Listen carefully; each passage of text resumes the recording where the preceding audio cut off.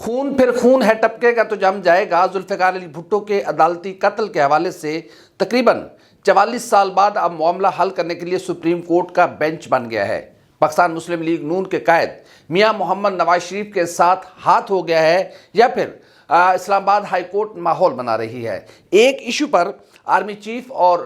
تحریک انصاف کے سابق چیئرمین کے دو مختلف بیانات آئے ہیں، اس پر آج ہم آپ کے سامنے کچھ بات رکھیں گے۔ پاکستان اور دنیا بھر میں دیکھنے اور سننے والوں کو الفت مغل کا سلام۔ آپ میرا یوٹیوب چینل اور فیس بک پیج دیکھ رہے ہیں۔ پاکستان پیپلز پارٹی کے بانی چیئرمین ذوالفقار علی بھٹو کو 4 اپریل 1989 میں تختہ دار پر لٹکایا گیا اور اس وقت کے آمر نے ذوالفقار علی بھٹو کو پھانسی پر لٹکایا اور 51 سال کی عمر میں پاکستان کی ایک بہترین برین اس دنیا سے رخصت ہو گئے، اور یوں ایک ایسا قتل ہوا یا پھر ایک ایسا حادثہ پیش آیا جو آج تک حل طلب تھا۔ پاکستان پیپلز پارٹی کے کو چیئرمین آصف زرداری نے جب وہ صدر پاکستان تھے تو انہوں نے ایک ریفرنس بھیجا تھا، وہ ریفرنس کہیں سرد خانے کی نظر ہو گیا اور پھر آخر ابھی جسٹس قاضی فائز عیسیٰ نے اس فائل کو کھولا ہے اور 44 سال بعد ذوالفقار علی بھٹو کا عدالتی قتل تھا یا کیا معاملہ تھا، اس پر 9 رکنی بینچ 12 نومبر کو سماعت کرے گا۔ یہ ایک انتہائی اہم معاملہ ہے اور ایک ایسے وقت میں جب پاکستان میں سیاسی گہما گہمی ہے، سیاسی ماحول آہستہ آہستہ عروج پکڑ رہا ہے، تو ایسے میں ذوالفقار علی بھٹو کے عدالتی قتل کے حوالے سے یا پھر اس متنازع کیس کے حوالے سے ایک انتہائی اہم ڈیولپمنٹ ہو سکتی ہے اور اس سے پاکستان پیپلز پارٹی کو سیاسی فائدہ بھی مل سکتا ہے۔ اس پر ہم آپ سے بات کرتے رہیں گے۔ دوسرا ایشو یہ ہے کہ العزیزیہ ریفرنس میں میاں محمد نواز شریف کی جو اپیل ہے اس پر آج کچھ بڑے مزیدار کمنٹس اور کچھ ایسی باتیں آئی ہیں جو آپ سے شیئر کرنا ضروری ہیں۔ میاں نواز شریف کے وکیل چاہتے تھے کہ اس معاملے کو پھر دوبارہ احتساب عدالت بھیج دیا جائے، لیکن اسلام آباد ہائی کورٹ نے وہ استدعا مسترد کر دی اور کہا ہے کہ اس کیس کے فیصلے کو ہم خود سنیں گے۔ اور آج پھر میاں محمد نواز شریف کے وکیل امجد پرویز صاحب نے اس بات سے انکار کیا ہے کہ جو حسین نواز نے جو پیپرز جمع کرائے تھے، جو ایویڈنس جمع کروائے تھے، اس سے میاں نواز شریف کا کوئی لینا دینا نہیں ہے۔ وہ حسین نواز جانے اور ان کا کام جانے، میاں نواز شریف میرے موکل کا اس چیز سے کوئی لینا دینا نہیں ہے۔ بہرحال شاید یہ سمجھا جا رہا تھا کہ العزیزیہ کیس میں بڑی جلدی میاں نواز شریف صاحب کو ریلیف مل جائے گا، لیکن اب لگ رہا ہے جو چیزیں کہ کچھ خدشات تھے کہ میاں نواز شریف صاحب کے ساتھ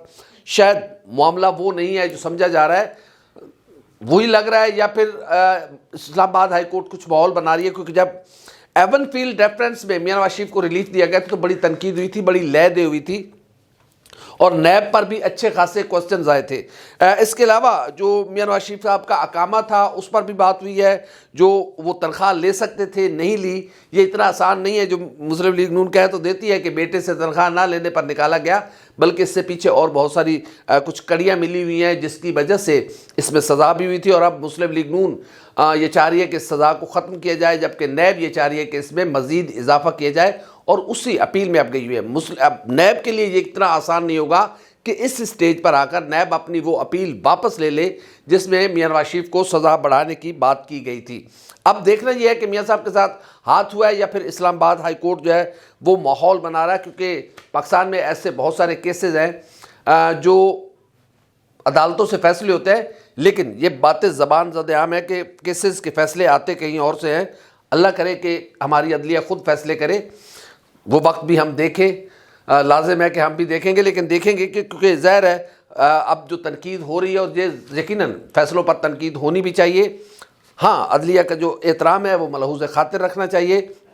اور اس چیئر کا احترام کرنا چاہیے جس چیئر پر جج صاحبان بیٹھے ہوتے ہیں، تو یقیناً اس پر گہری نظر ہم رکھیں گے۔ ظاہر ہے جو پہلے فیصلہ آیا تھا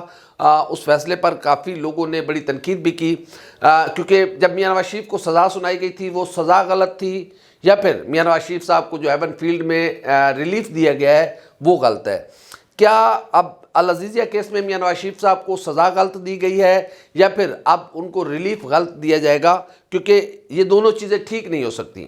تو ہماری عدلیہ کو چاہیے کہ خود سے فیصلے کریں. ظاہر ہے خود سے فیصلے نہیں ہوتے، اسی لیے آج سے 4 سال پہلے 5 سال پہلے میاں نواز شریف کو انہی میں 10 سال قید کی سزائیں سنائی گئیں، 7 سال قید بمشقت کی سزائیں سنائی گئیں، زندگی بھر کی نااہلی کی سزا سنائی گئی. اب 5 سال بعد ایسا کیا چمتکار ہوا ہے کہ ہماری عدلیہ میاں نواز شریف صاحب کو کلین چٹ دے رہی ہے، اور میاں صاحب کو کہ میاں صاحب کے ساتھ زیادتی ہوئی تھی، میاں صاحب کے ساتھ ناانصافی ہوئی تھی. اگر وہ ناانصافی تھی تو بالکل میاں نواز شریف صاحب کو ریلیف ملنا چاہیے، لیکن یہ ریلیف عدلیہ دے، کوئی اور نہ دے، کیونکہ یہ باتیں بھی زبان زد عام ہیں کہ عدلیہ ایک بہانہ ہوتی ہے یا عدلیہ سامنے ہوتی ہے، اصل معاملات پیچھے کچھ اور ہوتے ہیں. تو وہ چیزیں، اس تاثر کو عدلیہ خود اپنے فیصلوں سے غلط ثابت کرے. جو ہم بات کر رہے ہیں، اگر ہم غلط بات کر رہے ہیں تو عدالتوں کے فیصلے اس بات کو غلط ثابت کریں اور ان ابہام کو ختم کریں. اور اب 75 سال ہماری ایج ہو گئی ہے، ہماری عدلیہ کو بھی بڑا ہونا ہوگا اور ایسے فیصلے کرنے ہوں گے جو 50 سال بعد بھی ان فیصلوں کی مثال دی جائے کہ یہ تھے پاکستان کی عدلیہ، یہ تھے ہمارے جج جنہوں نے ایسے ایسے فیصلے کیے جو تاریخ کا حصہ بنے. ہماری تاریخ کوئی اتنی اچھی نہیں ہے فیصلوں کے حوالے سے. وہ ہم ذوالفقار علی بھٹو کے قتل کے حوالے سے ہم بات کر لیں تو آج تک وہ متنازع قتل ہے، جس میں خود چیف جسٹس، اس وقت کے چیف جسٹس نے بھی مانا، اس وقت کے جو بینچ میں تھے جسٹس نسیم حسن شاہ، انہوں نے بھی مانا کہ یہ ایک عدالتی قتل تھا اور دنیا کی عدالتی تاریخ کا ایک ایسا بدترین فیصلہ تھا جس کو دنیا کے کسی ملک میں، بدترین ملک میں بھی اس کیس کو مثال کے طور پر بھی پیش نہیں کیا جا سکتا. تو عدلیہ کے دامن پر بڑے داغ لگے ہوئے ہیں، ان داغوں کو دھونا ہوگا. کسی وزیر اعظم کو غلط سزا نہ دے اور کسی کو غلط ریلیف نہ دے، کیونکہ اس سے قانون کمزور ہوتا ہے. اگلا ایشو یہ ہے کہ آرمی چیف سید عاصم منیر صاحب نے پشاور کور کا دورہ کیا ہے اور وہاں پر انہوں نے جو ہمارے جوان ہیں ان سے ملاقاتیں کی ہیں اور ان کا کہنا ہے کہ سیکورٹی کی مجموعی صورتحال اور انسداد دہشت گردی کے خلاف کارروائیوں پر انہیں بریفنگ دی گئی. ISPR کے مطابق آرمی چیف کی آمد پر کور کمانڈر پشاور نے ان کا استقبال کیا. اس موقع پر آرمی چیف نے خطاب کیا اور انہوں نے کہا کہ غیر قانونی جو مقیم ہیں، غیر قانونی طور پر جو غیر ملکی مقیم ہیں، ان کی واپسی کے لیے جو ضم شدہ اضلاع ہیں اس میں اقتصادی اور ترقی کے لیے ہم بھی کوششیں کریں گے. اور جو لوگ یہاں پر غیر قانونی طور پر مقیم ہیں، ایسے لوگوں کو باعزت طور پر واپس بھیجنا یہ ہمارے وسیع تر قومی مفاد میں ہے. جو لوگ ہمارے پاس رہے ہیں، ظاہر ہے اب تک وہ رہے ہیں، لیکن کہیں پر بھی یا ہم اپنے مزید کسی ایسے شخص کو اپنے ملک میں برداشت نہیں کر سکتے جو غیر قانونی طور پر مقیم ہے، اور باعزت طریقے سے ہم ان لوگوں کو واپس بھیجنا چاہتے ہیں. عاصم منیر صاحب نے یہ بھی کہا ہے کہ انہیں مسلح افواج کی کارکردگی پر فخر ہے. پاک فوج مادر وطن کی حفاظت کے لیے اپنے خون کا آخری قطرہ تک بہا دے گی، اور یہ سچ ہے کہ ہمارے جوان قربانیاں بھی دے رہے ہیں. اسی ایشو سے ریلیٹڈ پاکستان تحریک انصاف کے چیئرمین، ظاہر ہے ہم عمران خان صاحب اب چیئرمین نہیں ہے لیکن وہ ہمارے زبان سے نکل جاتا ہے تو آپ اس کو یوں ہی سمجھے گا کہ پاکستان تحریک انصاف کے سابق چیئرمین عمران خان صاحب نے بھی اس پر ایک ٹویٹر پر ان کے آفیشیل اکاؤنٹ سے ایک لیٹر جاری کیا گیا ہے جس میں کہا گیا ہے کہ ہمیں افغانستان کے جو ہمارے بھائی ہیں ان کے ساتھ ہمیں سختی نہیں کرنی چاہیے. 40 سال تک ہم نے ان کی مہمان نوازی کی ہے، کسی بہتر انداز میں، کسی اچھے طریقے سے معاملات کو حل کر کے ان کو واپس بھیجا جائے. اس طرح نہ کیا جائے کہ ہم نے جو 40 سال ان کے ساتھ ان کی مہمان نوازی کی ہے اس پر کوئی ایسی ہمارے تعلقات افغانستان کے ساتھ خراب ہو یا کچھ ایسی چیزیں ہیں تو ہمیں اس پر بڑے محتاط انداز میں چلنا ہوگا. لیکن یہ بات بھی سچ ہے کہ ہم نے ایک 40 سال تک ان کی مہمان نوازی کی ہے پاکستان نے بحیثیت قوم، بحیثیت ریاست. لیکن یقیناً ان افغان بھائیوں کو اب اپنے وطن واپس اور جانا ہوگا کیونکہ اب افغانستان میں نئی حکومت آ چکی ہوئی ہے، طالبان کی حکومت ہے، وہاں پر اب سیکیورٹی صورتحال بھی کافی بہتر ہے. تو یقیناً یہ خود افغان شہریوں کو سوچنا چاہیے کہ یہ ان کی سرزمین نہیں ہے، ان کی سرزمین افغان سرزمین ہے، تو انہیں خود سے یہ فیصلہ کرنا چاہیے کہ وہ واپس چلے جائیں. یہ ہو نہیں سکتا کہ آپ جس زمین سے آپ کا تعلق نہ ہو پھر آپ یا تو جو پاکستان کے آئین اور قانون کے مطابق اپنی شہریت اپلائی کریں، نیشنلٹی اپلائی کریں. اگر پاکستان کی گورنمنٹ آپ کو وہ آفر کرتی ہے تو آپ قبول کریں، ادروائز آپ کو خود سے پاکستان سے چلے جانا چاہیے، کیونکہ ظاہر ہے آپ کی وجہ سے یا پھر آپ کا نام استعمال ہو رہا ہے کہ اس کی وجہ سے ہمارے لیے سیکیورٹی ایشوز پیدا ہو رہے ہیں، اور یقیناً ہمارے جوان جو ہیں وہ قربانیاں دے رہے ہیں۔ تو دنیا کا کوئی ملک، کوئی فوج، کوئی ادارہ اس بات کو قبول نہیں کرتا کہ جو لوگ ان کے مہمان بنے ہوئے ہوں وہ اس طرح کی کارروائیوں میں ملوث ہوں یا ان کی وجہ سے وہ کارروائیاں ہو رہی ہوں، تو یقیناً یہ ہمارے لیے قابل برداشت نہیں ہے۔ تو افغان بھائیوں کو چاہیے کہ وہ خود سے اپنے وطن واپس چلے جائیں، اور جو ان کی سرزمین ہے وہ وہاں پر چلے جائیں تو بہتر ہے۔ ادروائز جس طریقے سے اعلانات کیے گئے تھے اور اب مزید کارروائیاں کی جا رہی ہیں، اور جو بھی غیر ملکی یہاں پر آباد ہیں ان کو بڑے باعزت طریقے سے، جیسے آرمی چیفز نے کہا کہ ان کو باعزت طریقے سے ان کے ممالک میں واپس بھیجا جائے گا۔ تو یہ ایشوز تھے جو آج ہم آپ کے سامنے رکھے ہیں۔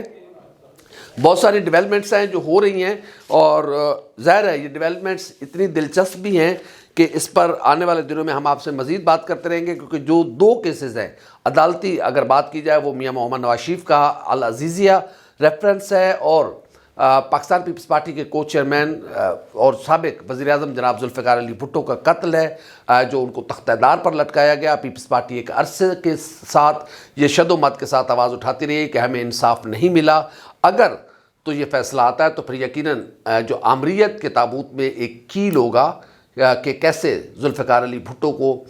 تختہ دار پر لٹکایا گیا، وہ ساری چیزیں کی جائیں گی، اور اس وقت ضیاء الحق کے ساتھ کون کون ان کا دست راز تھا، کون کون ان کا بازو بنا ہوا تھا، کون کون ان کے ساتھ چل رہا تھا، یقیناً ان چہروں، ان کا کردار بھی سامنے آئے گا، اور پاکستان پیپلز پارٹی کو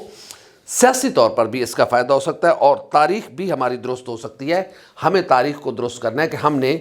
ہمارے عدالتی نظام نے ایک بے گناہ شخص کو، سابق وزیر اعظم کو، ایک ایسے لیڈر کو جو پاکستان کو یقیناً مشکلات سے نکال کر آگے لے جانے کی صلاحیت اور قوت رکھتا تھا، ایک ایسا شخص جس نے اس ملک کے دفاع کو ہمیشہ کے لیے ناقابل تسخیر بنایا، اور ایٹمی قوت بنانے میں ذوالفقار علی بھٹو کا بہت بڑا کردار تھا، اور رہتی دنیا تک اس کردار کو یاد رکھا جائے گا۔